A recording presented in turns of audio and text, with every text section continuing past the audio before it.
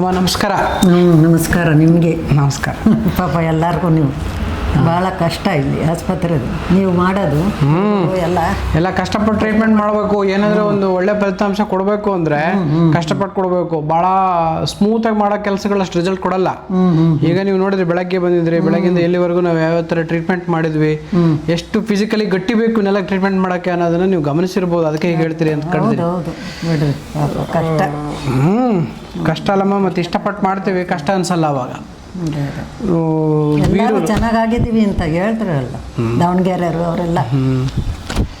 ಇವರು ಇದು ಬೀರೂರಾಗಿರ್ತೀರಿ, ತುಮಕೂರು ನಿಮ್ಮ ಊರಲ್ಲ? ತುಮಕೂರು. ಇವರಿಗೆ ಸುಮಾರು ವರ್ಷಗಳಿಂದ ಸೊಂಟ ನೋವು, ಸೊಂಟದಿಂದ ನೋವು ಎಳ್ತಾ, ಸೊಂಟದಿಂದ ತೊಡೆ ಭಾಗಕ್ಕೆ, ತೊಡೆಯಿಂದ ಮೊಣಕಾಲು, ಮೊಣಕಾಲಿಂದ ಮೀನ್ಗಂಡ ಪಾದದವರೆಗೂ, ಜೊತೆಗೆ ತೊಡೆ ಭಾಗಕ್ಕೆ ಸೊಂಟ ನೋವು, ಮತ್ತೆ ವೀಕ್ನೆಸ್ಸು, ಸುಸ್ತು, ಮತ್ತು ಕೈ ನಡುಗೋದು, ಕುತ್ತಿಗೆ ನಡುಗೋದು, ಈ ಮಂಡಿ ನೋವುಗಳು, severe osteo arthritis at the age of 75 ಅಲ್ವಾ ನಿಮ್ಗೀಗ?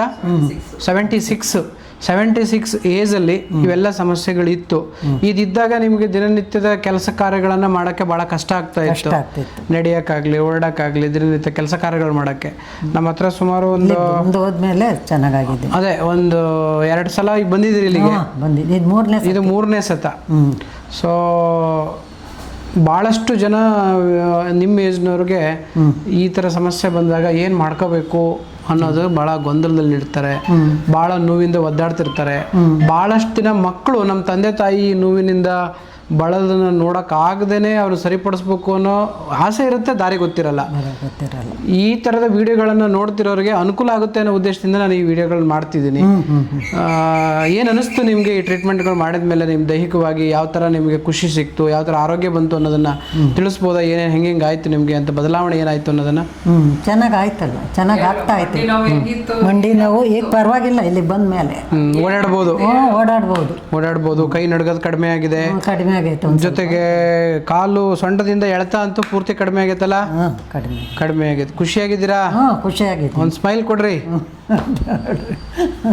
ನೋಡ್ರಿ, ಎಟ್ ದ ಏಜ್ ಆಫ್ 75 ಆರೋಗ್ಯನ ಚೆನ್ನಾಗಿ ನೋಡ್ಕೊಂಡ್ರೆ ನಮ್ಮ ಆರೋಗ್ಯದ ಒಂದು ಸಂಕೇತವೇ ನಮ್ಮ ಫೇಸ್ ಅಂತ ಹೇಳ್ತಾರೆ. ನೋಡ್ರಿ, ಎಷ್ಟು ಹಸನ್ಮುಖಿಯಾಗಿ, ಎಷ್ಟು ಕೋಮಲೆ ಥರ ತ್ವಚೆ ಇದೆ. ಸೊ ಅದು 75ನೇ ವರ್ಷಕ್ಕೆ ತುಪ್ಪ ತಿಂದರೆ ಹಿಂಗಾಗುತ್ತೆ. ತುಪ್ಪ ತಿಂದಿದ್ದಾರೆ, ದಿನನಿತ್ಯ ಒಳ್ಳೆ ತುಪ್ಪ ತಿಂತಾರೆ. ಎಷ್ಟು ಚಮಚ ತಿಂತೀರ ತುಪ್ಪನ? ಬೇರೆದ್ರ ನೋಡಿ ಕಲ್ಲಿ ತುಪ್ಪ ತಿನ್ನಲಿ. ಏನು ಮುದ್ದಿಗೆಲ್ಲ ಹಾಕ್ಕಂತೀವಿ, ಸಾಂಬಾರ್ಗೆಲ್ಲ ಹಾಕ್ಯಂತೀವಿ, ಪಲ್ಯಗಳಿಗೆ ಹಾಕ್ಯಂತೀವಿ. ಬಹಳ ಜನ ತುಪ್ಪ ತಿಂದ್ರೆ ಕೊಬ್ಬು ಬರುತ್ತೆ, ದಪ್ಪ ಆಗ್ತೇವೆ ಅಂತಾರೆ. ನೀವು 76 ವರ್ಷಕ್ಕಿನ್ನು ಹೀರೋಯಿನ್ ಇದ್ದಂಗಿದ್ದೀರಾ. ನಾವೇನೋ ತಿಂತೀವಪ್ಪ ಹಂಗಂತ ಹೇಳ್ತಾರೆ, ಕೊಬ್ಬು ಬರುತ್ತೆ. ನಾನೇ ಹೇಳಲ್ಲ, ತುಪ್ಪ ತಿನ್ಲೇಬೇಕು. ಯಾಕೆ ಅಂತಂದ್ರೆ ಘೃತಂ ಪಿತ್ತ ಅನಿಲ ಹರಂ ರಸಶುಕ್ರ ಓಜಸಾಂ ಪರಂ ನಿರ್ವಾಪಣಂ ಮೃದುಕರಂ ಸ್ವರವರ್ಣ ಪ್ರಸಾದನಂ. ತುಪ್ಪ ತಿಂದ್ರೆ ವಾತ ಮತ್ತು ಪಿತ್ತ ಸಂಬಂಧಿಸಿದ ರೋಗಗಳು ಹೋಗ್ಬಿಡ್ತಾವಂತೆ. ಜೊತೆ ಜಾಯಿಂಟ್ ಪೇನ್ ಬರಲ್ಲ, ಸೊಂಟ ಪೇನ್ ಬರಲ್ಲ. ಏಜ್ ಬಂದೇ ಬರ್ತವೆ, ಬಟ್ ಇವ್ನು ತಿಂದ್ರೆ ಆ ಸಿವಿಯರಿಟಿ ಹೋಗಲ್ಲ. ಹಾಲು ಕುಡಿಬಹುದು, ಹಾಲು ಒಳ್ಳೆ. ಬೆಳಗ್ಗೆನೂ ಹಾಲು ಕುಡಿತೀವಿ, ಆಮೇಲೆ ತಿಂಡಿ ತಿಂದ ಕಾಫಿ. ಹೌದಾ? ರಾತ್ರಿ ಮನೆ ಕಡುವಾಗ ಅವೆಲ್ಲ ಥರದ್ದು ಒಂದು 10-15 ಥರದ್ದು ಹಾಕಿ ಪುಡಿ ಮಾಡ್ತಾಳಪ್ಪ ಹಾಲ್ಗೆ, ಚೆನ್ನಾಗಿರುತ್ತೆ. ಸೂಪರ್. ಸಿರಿಧಾನ್ಯಗಳಾಕಿ ಕೊಡ್ರಿ, ಅವೆಲ್ಲ ಕೊಡ್ರಿ. ಅವೆಲ್ಲ ಒಳ್ಳೇದು. ರಸಾಯನ ಈ ಏಜಲ್ಲಿ ಅವು ರಸಾಯನ ತಗೊಳ್ರಿ, ಅವೆಲ್ಲ ಒಳ್ಳೇದು. ಆದರೆ ಏನಪ್ಪ ಅಂದ್ರೆ ರಾತ್ರಿ ನೆನೆಸಿ ಬೆಳಗ್ಗೆ ಮಾಡೋ ತಿಂಡಿಗಳು, ಒಗ್ಗರಣೆ ಕೆಲಸ ಮಾಡೋ ತಿಂಡಿಗಳು, ಜೊತೆಗೆ ಉಪ್ಪು ಖಾರ ಹುಳಿ ಕಡಿಮೆ ಮಾಡಿ, ಹುಳಿ ಮೊಸರು ಹುಳಿ ಮಜ್ಜಿಗೆ ಕಡಿಮೆ ತಿನ್ನಿ.